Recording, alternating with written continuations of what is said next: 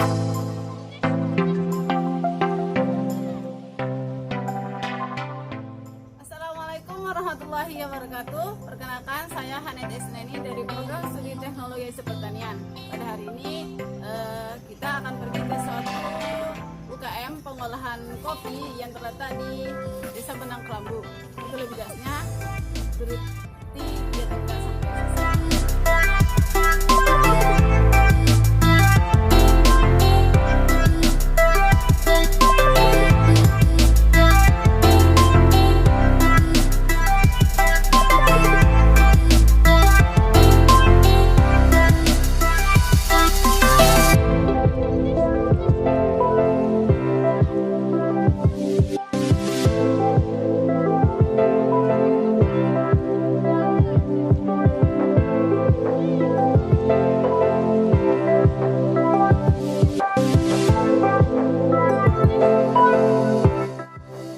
Metode yang digunakan dalam penyangrai kopi ada dua. Yang pertama, metode tradisional, yakni dengan menggunakan tungku, kemudian dengan menggunakan metode modern. Nah, di pengolahan kopi Kelambu, di sini menerapkan dengan sistem modern, di mana mesin-mesin tersebut berasal dari bantuan BNPB dan Universitas Mataram. Sebelum melakukan proses sangrai, terlebih dahulu mesin harus dipanaskan sampai mencapai suhu 120 derajat Celcius. Baru biji kopi bisa dimasukkan ke dalam mesin sangrai. Proses sangrai diawali dengan penguapan air yang ada di dalam biji kopi dengan memanfaatkan panas yang tersedia dan kemudian diikuti dengan reaksi pirolisis. Nah, reaksi pirolisis ini pada dasarnya merupakan reaksi dekomposisi senyawa hidrokarbon antara lain karbohidrat, hemiselulosa, dan selulosa yang ada dalam biji kopi sebagai akibat dari pemanasan. Reaksi ini umumnya terjadi setelah suhu sangrai di atas 180 derajat Celcius. Selama proses persiapan, suhu atau panas dari drum harus tetap terjaga agar saat proses pelaksanaan roasting mutu tetap terjaga.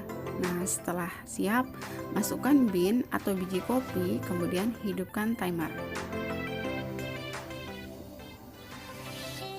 Adapun prinsip kerja dari mesin roasting ini yaitu dengan memberikan tekanan panas pada kopi secara merata, sehingga jika panas tersebut sudah merata akan menghasilkan tekanan pada kulit kopi sehingga dengan mudah akan terlepas dari bijinya.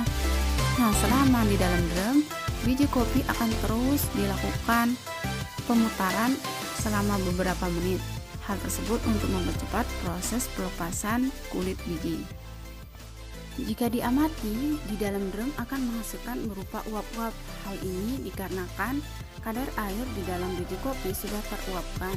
Hal itu juga bisa diindikasikan sebagai terjadinya proses pirolisis, yakni proses dekomposisi senyawa hidrokarbon antara lain karbohidrat, hemiselulosa, dan selulosa yang ada di dalam biji kopi sebagai akibat dari pemanasan. Reaksi ini umumnya terjadi setelah suhu sangrai di atas 180 derajat Celcius. Secara kimiawi, proses ini ditandai dengan evolusi gas CO2 dalam jumlah banyak dari ruang sangrai. Sedangkan secara fisik, pirolisis ditandai dengan perubahan warna biji kopi yang semula kehijauan menjadi kecoklatan. Suhu dan lama penyangrai dipengaruhi oleh bin atau biji kopi tersebut. Biasanya sangrai itu dilakukan antara 7 sampai 30 menit. Penyangraian diakhiri ketika aroma dan cita rasa kopi yang diinginkan sudah dicapai. Hal tersebut juga dapat diindikasikan dari warna biji kopi yang sudah berubah dari kehijauan menjadi kecoklatan. Setelah sangrai selesai, kopi akan dikeluarkan dari drum dan akan masuk ke bagian cooling dan agitator. Kemudian akan didinginkan sampai 1-2 menit dan resting selama 1-2 hari baru bisa dilakukan penggilingan.